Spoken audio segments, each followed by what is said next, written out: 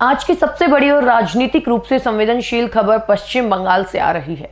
6 दिसंबर, जिस दिन देश में बाबरी विध्वंस की 33वीं बरसी मनाई जा रही थी, उसी दिन बंगाल के मुर्शिदाबाद जिले में एक ऐसा काम हुआ जिसने पूरे देश में राजनीतिक विवाद खड़ा कर दिया।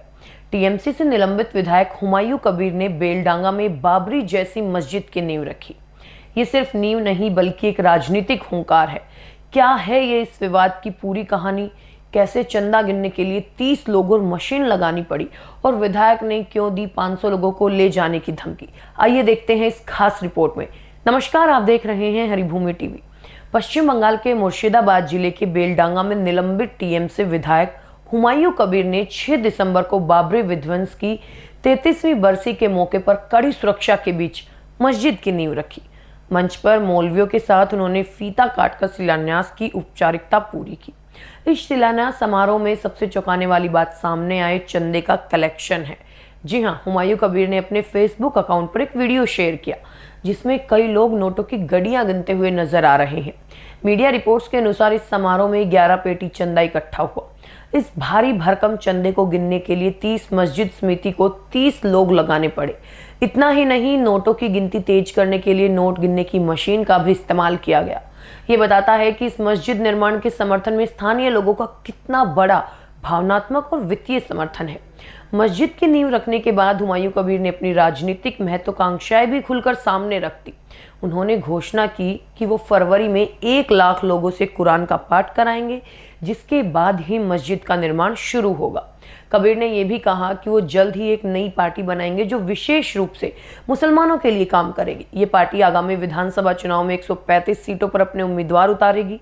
उन्होंने दावा किया कि वो असदुद्दीन ओवैसी की पार्टी एआईएमआईएम के संपर्क में है और जल्द ही गठबंधन करके चुनाव लड़ सकते हैं। हुमायूं कबीर का विवादों से पुराना नाता रहा है और मस्जिद निर्माण को लेकर भी उन्होंने धमकी भरे बयान दिए हैं।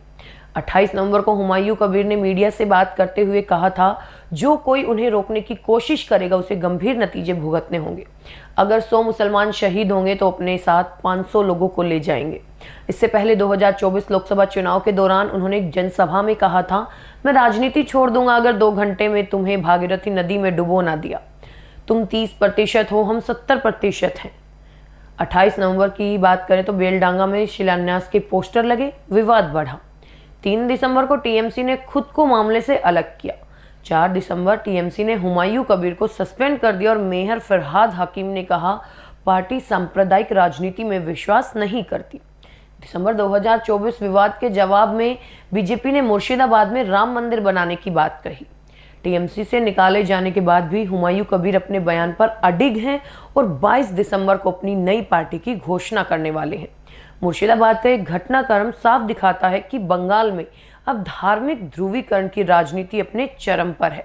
एक तरफ बाबरी जैसी मस्जिद की नींव रखी गई तो दूसरी तरफ बीजेपी राम मंदिर के ऐलान के साथ मैदान में उतर आई। इस संवेदनशील मामले पर आपकी क्या राय है? क्या ये धार्मिक आस्था का विषय है या सिर्फ एक राजनीतिक स्टंट? अपनी राय हमें कमेंट बॉक्स में जरूर बताएं।